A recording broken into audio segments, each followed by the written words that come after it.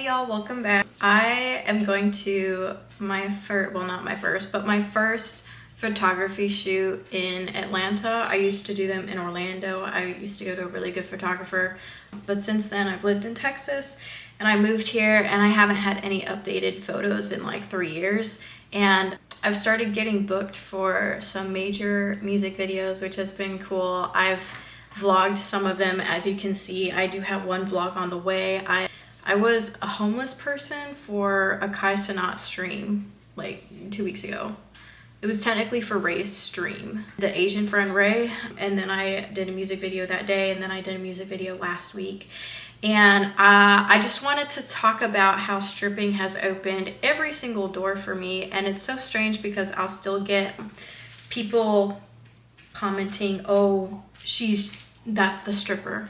Oh, she's just a stripper. And I'll hear that going around about me, but it's so funny because I have built everything that I have now off of, oh, just the stripper, which is insane. I moved to Atlanta 2 years ago because I wanted to pursue my dream to sing. And then of course I got here and realized I need more money. And it was difficult. I did not know how to twerk. I had background in ballet. I took like 1 year of pointe, 6 years of ballet. I think in total, I think I've had maybe 5 years of gymnastics. I don't know.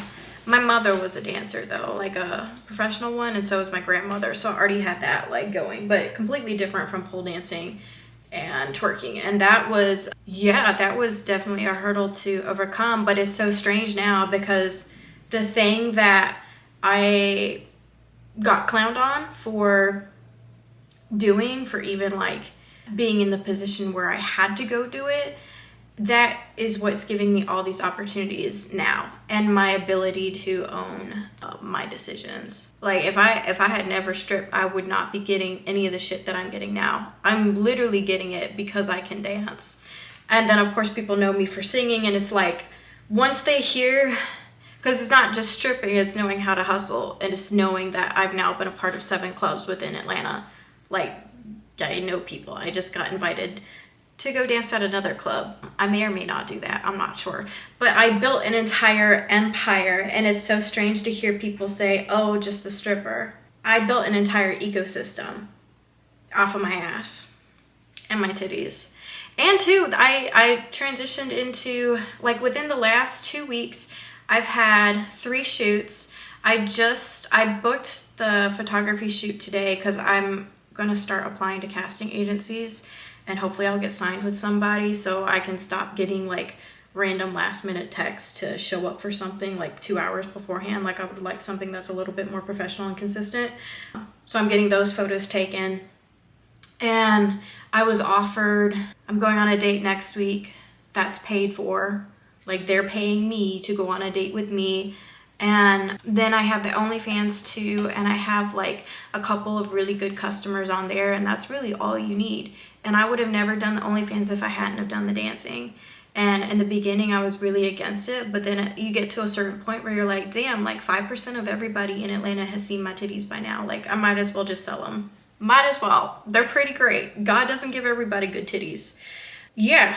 And then I had a singing opportunity. I was booked for a pool party 2 weeks ago. That didn't go so well, but I was still booked and I was on the flyer.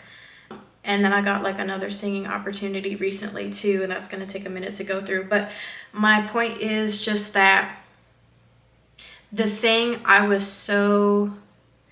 very proud of it in the beginning. I was excited to be a dancer. I was excited about the money. I was excited about the clothes, the lifestyle. I don't drink or smoke or do drugs, so I think that's also an important distinction.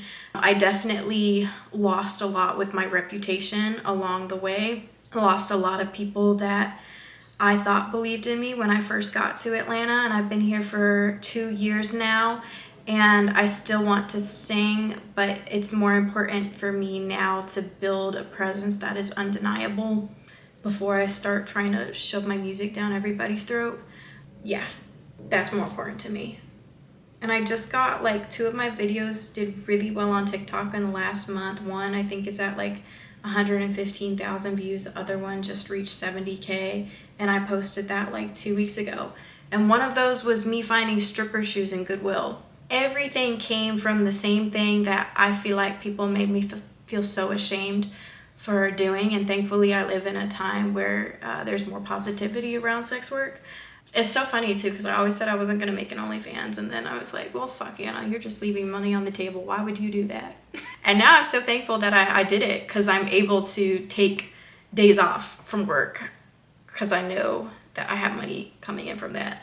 But yeah, it is very strange to see the same thing that I was crucified for by my family, which I don't talk to anymore, old friends, just everybody.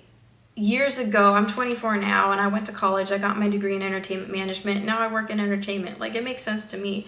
But everybody years ago thought I was going to make it, and I feel like them seeing me go down the route I did made a lot of people lose faith in me and just kind of wonder, like, what the fuck was I doing? But I built everything from it. Everything. And I'm really proud of that. Really fucking proud. All this shit, my titties. Look at my baby over there. I love him. My ability to stay home. I've worked at the club 5 days in the last 3 weeks. Oh, just the stripper. Oh, just the stripper. So yeah, mastermind at work. I am so proud of my life now. I'm so proud of the sacrifices that I had to make. I had no idea, no fucking clue that anything was gonna turn out this way. And I'm making money like 4 or 5 different ways right now. It's not a lot of money yet, but to even have those pathways existing, it's like, damn, I did that. God, I had one more point. I would also like to add that it is a lot of hard work. My old club got shot up Friday. That's part of the reason why I didn't work this whole past weekend. That like affected me a lot.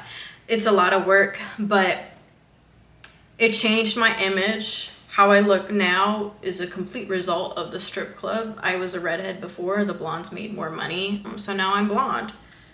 And I have my fake tan on, my fake eyelashes. Everything you see is a result from there. And then my little jaguar, apex predator, just like me. But yeah, I'm very thankful for the lessons. It taught me how to hustle. It's taught me how to read anybody like that. And I think before I started dancing, I was very sweet. I was very naive. I knew shit, but I just didn't know how to maneuver. So I got taken advantage of a lot.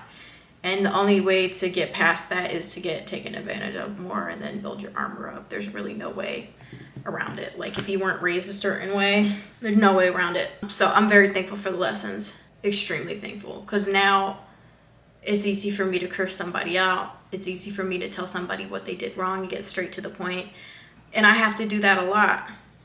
Because when you look this good, people come at you from all fucking angles. And you have to have your story straight. But yeah, I have built everything from the same thing that made me once feel like I wasn't going to be shit in life. Thanks for listening to this TED Talk. The next video will most likely be the Kai Cenat thing that I did 2 weeks ago. And I did a music video for Claire Sorbin. I think that sounds right. I was twerking. My big fat white ass.